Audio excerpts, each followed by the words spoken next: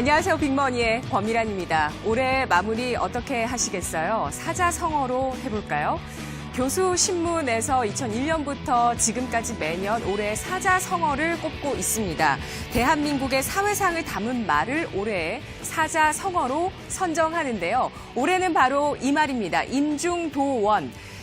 논어 태백편에 실린 고사성어로서 짐은 무겁고 갈 길은 멀다라는 뜻인데요.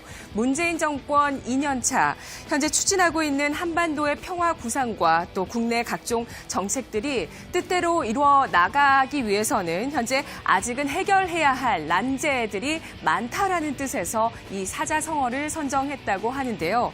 올해는 남북 정상회담과 북한과의 적대 관계 종결, 또 북미 정상회담, 비핵화에 따른 한반도 평화 프로세스, 소득주도 성장 등 중대한 변화들이 있었습니다. 하지만 이것들은 아직 사회적인 논의들을 거치고 있고 중대한 이러한 변화들에 따른 열매를 보지 못하고 있는 상황에 머물러 있는 모습인데요. 한반도의 평화와 번영을 가져다줄 북한의 비핵화와 남북의 경제 협력, 그리고 다가오는 4차 산업혁명 시대의 개혁까지 정말 막중한 소임이라는 짐을 가지고 가는 길이 지금보다 더 멀어져서는 안 될 겁니다. 꿋꿋하게 그 길을 나아가야 할 텐데요.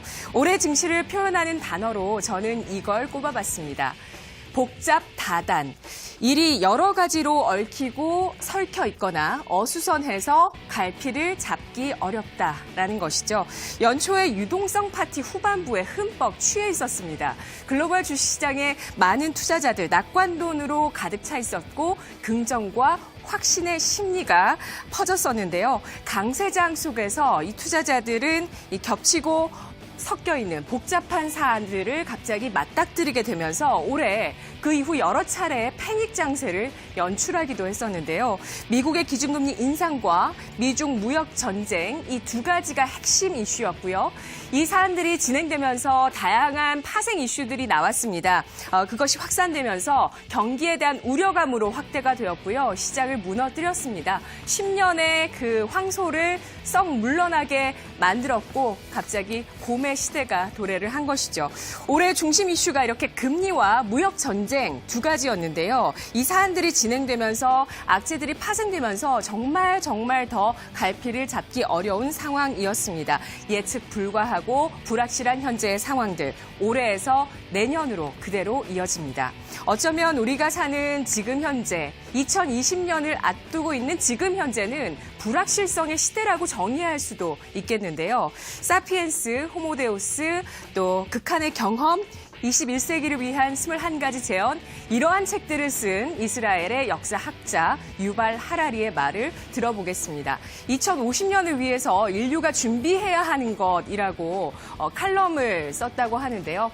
2050년 사람들이 무엇으로 돈을 벌지, 군대와 정부는 또 어떤 역할을 하게 될지, 그리고 남자와 여자가 어떤 관계를 맺게 될지 알지 못합니다. 어떤 이들은 아마 지금보다 훨씬 더 오래 살 것이며 생명공학과 뇌 컴퓨터 인터페이스 기술을 통해서 인간의 육체 또한 과거와는 비교할 수 없는 변화를 겪게 될 것입니다. 오늘날 아이들이 배우는 대부분 주입받아 알게 되는 이러한 기술과 정보는 2050년에는 쓸모 없어질 수도 있습니다. 네. 알고 있습니다. 그럼 우리는 뭘 해야 되는 걸까요? 유발 하라리는 2050년의 세상을 살아나가기 위해서는 변화에 대응하는 능력, 새로운 것을 배우고 익숙하지 않은 상황에서도 정신적인 균형을 유지할 수 있는 능력, 이 두 가지가 상당히 중요하다고 이야기를 했는데요. 주식 투자를 하면서도 미래를 대비하면서도 역시 이 두 가지가 중요합니다. 변화에 대응하는 능력, 그리고 정신적인 균형을 유지하는 능력이죠. 또 이건 역시도 중요하겠죠. 복잡해 보이는 사안의 쟁점과 핵심을 추려내고 또 판단에 필요한 객관적인 근거를 찾는 과정을 우리는 꼭 거쳐야 할 것입니다. 합리적인 정보를 잘 선별해내면서 스스로 생각해내는 방법을 알아나가는 것이 너무나 중요할 텐데요. 주식을 보는 나만의 관점, 투자 스타일을 만들어 나가는 것이죠. 여러분은 갖고 계신가요? 지금 불확실성의 시대를 잘 보내고 나면 분명 우리는 더 발전하고 강해져 있을 겁니다. 단 투자자로 잘 살아남아 있어야 되겠죠. 누구도 미래를 예측할 수 없고 확신할 수가 없습니다. 모든 것이 변할 것이라는 것 사실만이 분명한 것이고요.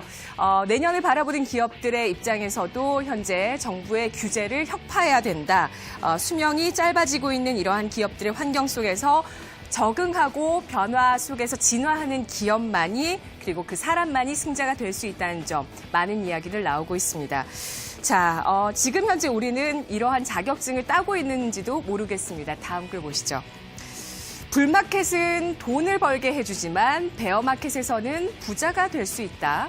베어마켓을 지내온 투자자들이야만 완전한 투자 경력을 가질 수 있다. 베어마켓에서 벗어나온 투자자만이 투자할 자격이 있고 베어마켓을 이길 수 있는 자만이 훌륭한 투자자다. 여러분은 지금 그런 과정을 거치고 계시네요. 실제로 약세장에서 부자가 나오는 건 맞지만 또 이것은 매우 위험한 생각이 될 수도 있다라고 이야기를 합니다. 하이 리스크, 하이 리턴이니까요. 정말 큰 부자가 될 수 있는 기회는 사실 엄청난 큰 리스크라는 이야기도 될 수 있을 것입니다.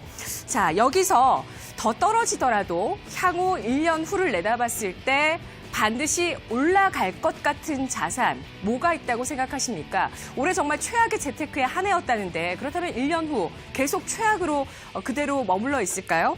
자, 어느 쪽일까요? 유가일까요? 금일까요? 아니면 1996년 이후 처음으로 5분기 연속 약세, 주가 약세를 보여주고 있는 삼성전자일까요?